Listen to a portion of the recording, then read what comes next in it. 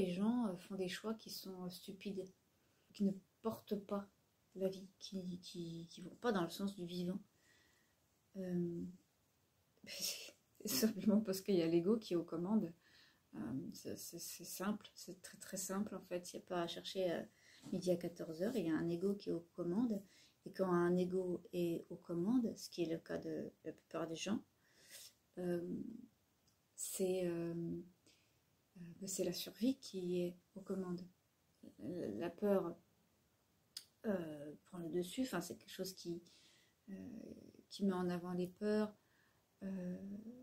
toute la mémoire évidemment de l'individu. C'est le robot. C'est le robot, hein. L'ego c'est un robot, hein, et lui tout ce qu'il veut c'est survivre, et puis il n'a pas l'intelligence pour prendre le recul et se dire ah bah là j'agis comme un con. Il n'y a pas ça, c'est instinctif, c'est on m'insulte, je suis agressée, je réagis, soit j'attaque, soit je fuis, en gros. Et il n'y a pas, y a rien d'autre, hein. L'ego, c'est pour ça que souvent, enfin en tout cas moi c'est l'impression que j'ai, que c'est une sorte de robotisation, c'est quelque chose qui se fait sans réfléchir, qui a évidemment son utilité et qui doit être présent chez tout le monde, sinon on meurt. Sauf qu'il nous rend prisonniers quand il est aux commandes. Quand c'est lui qui tire les ficelles en fait de notre vie. Comment est-ce qu'on ne devient plus tributaire de ça? Comment est-ce qu'on sort d'être sous les ficelles de notre ego? C'est en le connaissant, en apprenant à connaître comment fonctionne tout ce schmilblick.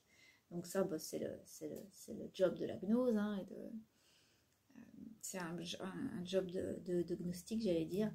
C'est chacun qui fait son chemin de son côté, qui trouve l'enseignement adéquat pour faire ce job. Il y en a qui vont choisir des maîtres qui ont déjà fait ce travail, qui vont aller dans des groupes, j'allais dire sectaires, mais pas péjorativement, enfin, des groupes voilà,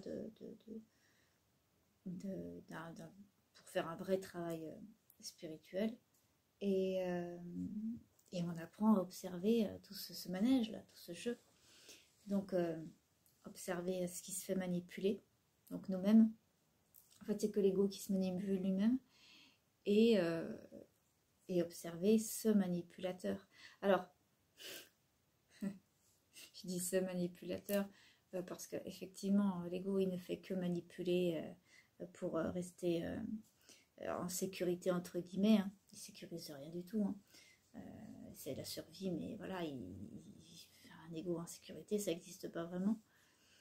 Le terme manipulateur, on le voit uniquement comme quelque chose de négatif.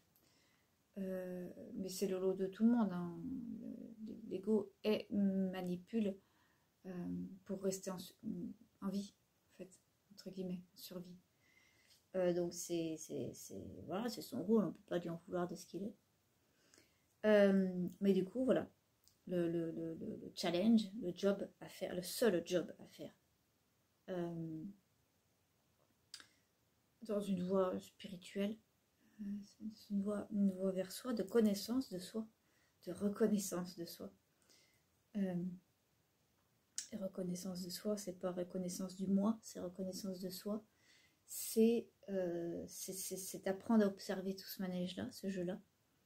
Donc le manipuler, l'ego, et arriver à terme, j'allais dire, mais en tout cas, c'est un chemin, il n'y a pas une arrivée, arriver à choisir, à pouvoir s'extraire, entre guillemets, de ça.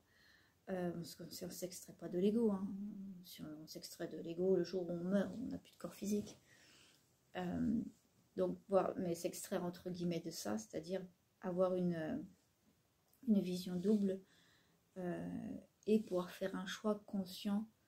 C'est l'observateur, hein, c'est ce que certains vont appeler l'observateur. Il y en a certains qui vont appeler ça le double. C'est juste une conscience qui qui voit ce qui se passe, qui voit le jeu. Alors la conscience qui voit le jeu, effectivement, elle va voir des choses, mais après, au fur et à mesure de l'avancée, entre guillemets, c'est-à-dire plus on va observer, et plus celui qui se fait observer, donc l'ego, lui, il veut pas lâcher le game, dans le sens il veut pas ne plus être le maître de la situation. Donc il va opter pour d'autres stratégies. En fait, c'est celui qui est vu, qui ne veut pas être vu, donc il va opter pour des stratégies de plus en plus fines pour ne pas être vu. C'est pour ça qu'un travail sur l'ego, sur l'observation de l'ego, ne peut pas se faire seul. C'est impossible.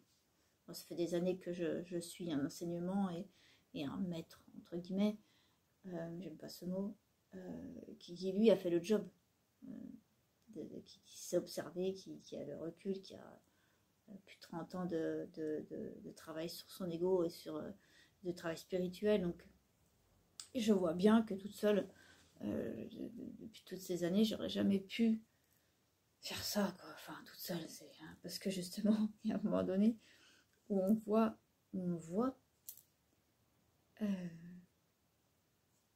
mais qu'on ne peut pas agir. C'est-à-dire qu'on voit ce qui se joue dans notre ego, on voit que notre ego est aux commandes et on ne peut pas agir. Il est plus fort.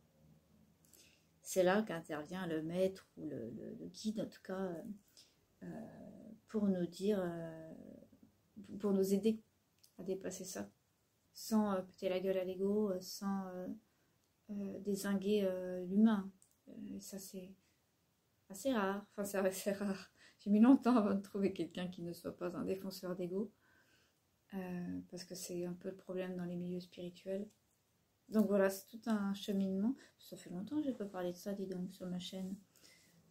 J'étais partie du principe qu'il fallait plus que je parle de spiritualité, qu'il fallait que je reste dans l'énergie, dans tout ce qui... Mais en fait, force est de constater que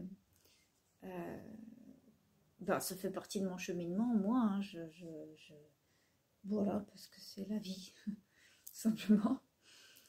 Donc voilà, bon, je reparle de ça, là. Sans jouer aux experts, sans jouer au maître ou au gourou ou je ne sais quoi, parce que c'est pas mon rôle et puis c'est pas mon but et puis je suis pas là. On verra dans 30 ans où j'en serai. Mais voilà, simplement pour exprimer certaines choses. C'est à ce sujet-là. Ouais, donc voilà, donc on peut se positionner, on peut agir délibérément. Donc c'est-à-dire sans être sous l'emprise de son propre ego et donc de son système de survie qui va juste voir là, au bout de son nez. En faisant, voilà, plus on va observer le jeu et plus on va pouvoir sortir du jeu. Sortir du jeu, ça ne veut pas dire sortir de la vie, ça veut dire y rentrer. Ça ne veut pas dire se mettre à l'écart de l'humain, ça veut dire y plonger. Ça ne veut pas dire se mettre à l'écart et vivre en ermite. Ça, c'est le jeu de l'ego. Alors oui, des fois, on a besoin de s'écarter, on a besoin de se poser, d'être seul et de prendre des temps de silence. Ça, c'est ok, ça fait partie du travail. Mais je parle des gens qui vont se couper du monde en pensant que c'est ce qu'ils doivent faire pour rencontrer Dieu, pour se rencontrer. Et c'est, en fait, ça ne fait qu'éloigner, que repousser le travail qu'il y a à faire, parce qu'on ne se rencontre pas. On ne se rencontre pas. Voilà, donc c'est un cheminement. Vous comme moi, en tout cas ceux qui sont dans ce genre de cheminement, savez qu'au bout des années, on se dit un peu. Donc il y a l'ego qui est très malin, qui peut nous dire ah, mais non, t'as pas beaucoup avancé, hein. Ah, dis donc, tu te trouves pas là, tes alignements, c'est pas. Et au bout d'un moment, on sait que c'est le petit diable, cet ego à la con qui va nous faire croire qu'il y a un but à atteindre, déjà, qu'il y a un retour en arrière possible, voilà, ça c'est des mécanismes de survie, d'auto-sabotage, qui est une des spécialités aussi dans l'ego. qui peut se mettre en route. Pourquoi je parle de ça? Je ne sais pas où je voulais en venir. Oui, donc on va voir qu'il y a c'est un chemin continu et qu'en fait on ne fait qu'avancer. Il y a des moments où justement on va avoir je veux dire, ce besoin de stagner. C'est un besoin de stagner, peut-être pour l'ego, mais on va avoir ouais, c'est ça, c'est ces moments de stagnation interne où on a l'impression justement qu'on n'avance plus. Alors se rappeler à ce moment-là qu'en fait il n'y a nulle part où aller, il n'y a pas de, c'est pas une course et il n'y a pas d'arrivée en fait. Ça peut apaiser quelque peu le mental. L'ego il a besoin de ces temps-là aussi pour se faire croire qu'il est le maître, hein, que c'est lui qui dirige. Après, il y a tous les mécanismes évidemment du mental qui se met en route. Voilà, c'est hyper complexe. On simplifie au max en parlant de tout ça, mais il y a toutes les croyances, il y a tout le passé, il y a tout le machin, tout ce qui fait qu'il va y avoir des choses qui vont nous faire oublier l'essentiel, simplement. Bah, l'essentiel, c'est la vie. C'est la vie. Et la vie, c'est pas l'ego. La vie, c'est tout. C'est tout. C'est l'ego, le mental, l'être, le corps. C'est tout. Sauf que l'ego, c'est ce petit être qui va nous faire croire qu'il est seul au monde. Qu'il est seul au monde et que c'est lui qui dirige la vie. Alors qu'il dirige rien, qu'il n'a jamais pu diriger et que c'est pas son rôle, de toute façon. Je regarde ma tablette de chocolat depuis tout à l'heure, là, qui me fait de l'œil. Il y a des gens, alors ça, il faut faire le deuil aussi. Il y a des gens qui ne feront jamais de travail, qui ne s'intéressent pas à la spiritualité, qui ne s'intéressent pas à leur être profond, qui ne s'intéressent pas à tout ça. Ils ne savent même pas que ça existe.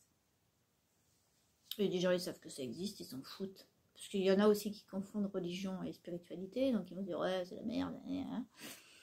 Mais voilà, il y a aussi il y a tout ça à accepter, c'est-à-dire qu'il y a des gens qui ne s'intéressent pas à ça et qui ne feront jamais ce chemin-là, en tout cas pas dans cette vie, de retour à eux, parce qu'ils s'en foutent et puis ils ont le droit. Donc c'est important, c'est indispensable même, en fait. En tout cas, moi, c'est ce que je vois dans ma vie, de s'entourer de personnes, de chercher en fait des gens qui font un travail spirituel de découvrance, de découverte de ce qu'ils sont. Vraiment. Alors, ça court pas les rues, mais il y en a, donc voilà, il faut demander déjà. Alors je fais souvent comme ça en demandant parce que moi j'ai mes guides, et, en tout cas les aides de l'invisible souvent qui sont en haut, au-dessus de ma tête. Ça a coupé et du coup je sais pas du tout où j'en étais. Le temps de remettre mon cerveau en route et mes oreillettes aussi en route. J'avoue, oui, voilà. C'est l'importance de s'entourer de personnes qui sont sur le même chemin que nous en fait. Voilà, on a tous un chemin différent et voilà. Mais on a tous un ego et puis si on a envie de faire un travail de découverte de soi, du nous réel, au-delà de nos blessures et de nos... C'est ça, sans rejeter tout ça un peu. Moi je suis thérapeute, hein, donc forcément je rejette pas tout ça. Hein. Ça fait partie de l'humain et ça fait partie de moi, ça fait partie de tous les gens qu'on croise. Donc, mais voilà, ça pour dire que si il y a une volonté de faire un cheminement spirituel, il faut s'entourer de ces personnes-là. Il faut en tout cas aller vers... voilà, bon, bah, ça c'est normal, hein. On s'intéresse à quelque chose, il faut aller dans ce milieu-là. Sinon, tout seul, c'est super compliqué. Ah oui, au départ, c'est vrai que c'est ça dont je voulais parler. Je voulais parler des gourous. J'allais dire, ne doutez pas si vous allez... Moi, j'en ai connu des groupes spirituels. J'en ai quitté 2.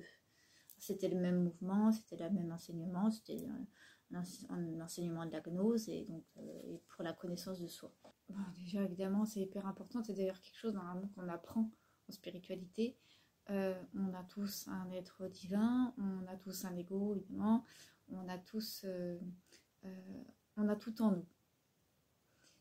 Ce qui n'empêche pas d'aller se faire aider, d'aller trouver des guides, que ce soit dans le visible ou l'invisible, c'est pareil. Évidemment, ce qui n'empêche pas la solidarité et les interactions maître-élève. Et c'est justement hyper important de se rappeler en tant que maître ou élève, moi je suis élève depuis des années, que le maître, c'est juste quelqu'un qui maîtrise la chose un peu mieux que vous, qui a un cheminement, qui voilà. Le seul pouvoir qu'il ait, c'est de vous donner l'exemple. C'est de vous dire par quel chemin lui il est passé, de vous dire ah ben regarde là ce chemin il est plein de ronces, moi j'ai fait comme ça pour avancer, maintenant tu fais comme tu veux, mais voilà je te montre moi les techniques que j'ai développées, ou voilà je te montre ce que j'ai appris de l'ego, ce que j'ai appris de ça, nanana. En fait il a que ce pouvoir là de vous éclairer à ce niveau là. S'il commence à vouloir faire autre chose, c'est-à-dire vous faire croire que vous êtes trop con pour apprendre aussi de vos actes, pour apprendre de ce que vous vivez. Enfin voilà, des fois c'est subtil, il faut faire un petit peu attention. Enfin, il faut faire attention, il faut s'écouter en fait. Moi j'ai été dans un premier groupe où je mettais évidemment le mettre sur un piédestal. Je dis évidemment parce que c'est quelque chose qu'on fait tous. On va tous le faire à un moment donné ou à un autre. Parce que lui, il sait mieux, parce qu'il a vraiment un cheminement que nous, on n'a pas forcément fait. C'est un peu, ça peut être un peu l'image des disciples avec Jésus. Hein. Voilà, et bon, bah, tu l'écoutes, t'écoutes l'enseignement, quoi. Et puis tu restes humble, et puis voilà.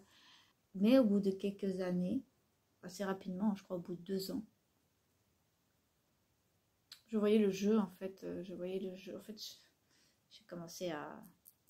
En plus, je regardais en clairvoyance un peu, enfin, je regardais, ça pétait aux yeux.